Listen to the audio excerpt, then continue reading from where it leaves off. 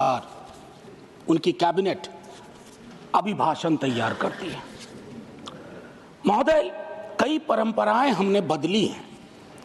बरबस एक ख्याल आता है कि अगर ये परंपरा, इस पर हम सोचें कि महामहिम अगर विशुद्ध अपने अनुभव, अपनी पीड़ा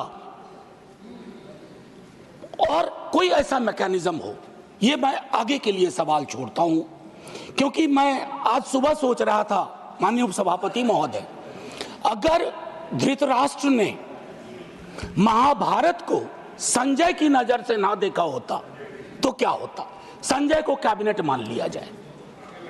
मैं इस संदर्भ में ये बात रखना चाह रहा था। खैर, जाहिद ने मेरा हासिल ईमान नहीं देखा, रुख पे तेरी जुल्फों को परेशान नहीं देखा। तो जो परेशानियां हैं, जो दिक्कतें हैं, वो अगर रिफ्लेक्ट होती है सर, तो एक कलेक्टिव विल उस पर काम करेगा सर। दुनिया की कोई ऐसी समस्या नहीं है जिसको हम लोग साझा रूप से हल नहीं कर सकते हो। ये पक्ष विपक्ष का मामला नहीं है। उस संदर्भ में ये बात मैं कह रहा था सर। ये अवसर है, महाकुंभ में जो जाने गई हैं, मैं उनके लिए श्रद्धांजलि व्यक्त करता हूं अपने सभी साथियों की ओर से। सर, मैं आंकड़ों में जाऊंगा ही नहीं। मैं कोविड के दौर का भी गवाह हूं सर।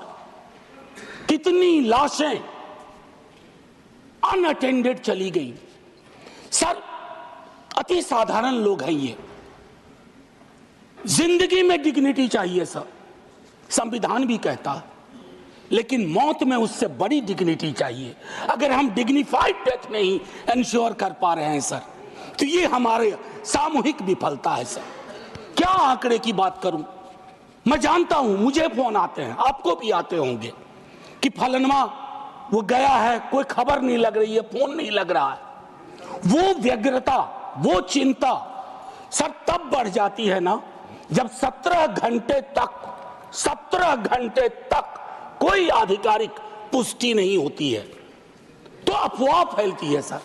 और अफवाह फर्दर स्टैम्पीड को जन्म देती है।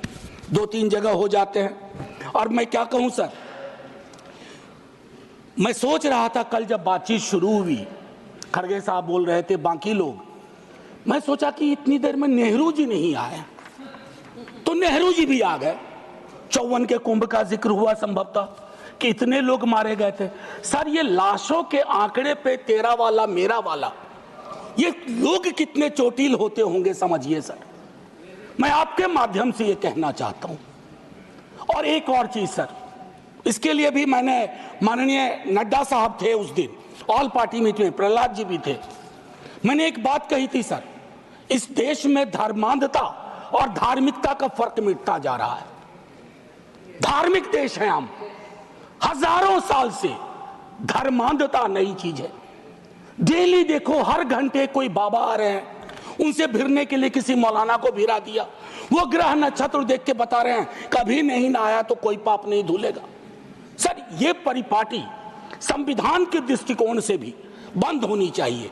और ये जो प्रोडक्शन फैक्ट्री रिलीजियस बाबाओं की आ गई है सर, इसके उत्पादन पर भी रोक लगनी चाहिए। सर, दिक्कत क्या है? प्लीज बैठकर सर, बैठकर बात नहीं, आप आपस में बैठकर बात नहीं प्लीज। सर, मैंने उसके कहा था कि हर धर्म के अंदर इस तरह के सुपरस्टिशन जन्म हो रहे हैं। और मैं एक और बात कहता हूं सर, ईश्वर को क्यों ठग रहे हैं? वीवीआईपी दर्शन, ईश्वर के समक्ष भी ये बात होगी कि एक जनसाधारण का दर्शन, एक वीवीआईपी दर्शन। सर, ये संविधान सबसे मजबूत चीज है। पॉलिटिकल पार्टीज कलेक्टिव विल है। कोई भी वीवीआईपी दर्शन किसी मंदिर में, किसी दरगाह में नहीं होगा। सर, एक लाइन कह के खत्म करूंगा और मैं सर्वेश्वर से खत्म करूंगा, और ये मैं अपने सब के लिए कह रहा हूं। यदि तुम्हारे घर के एक कमरे में आग लगी हो, तो क्या तुम दूसरे कमरे में सो सकते हो? यदि तुम्हारे घर के एक कमरे में लाशें सड़ रही हो, तो क्या तुम दूसरे कमरे में प्रार्थना कर सकते हो? यदि तुम्हारा जवाब हाँ है, मुझे तुमसे कुछ नहीं कहना है। जय हिंद सर।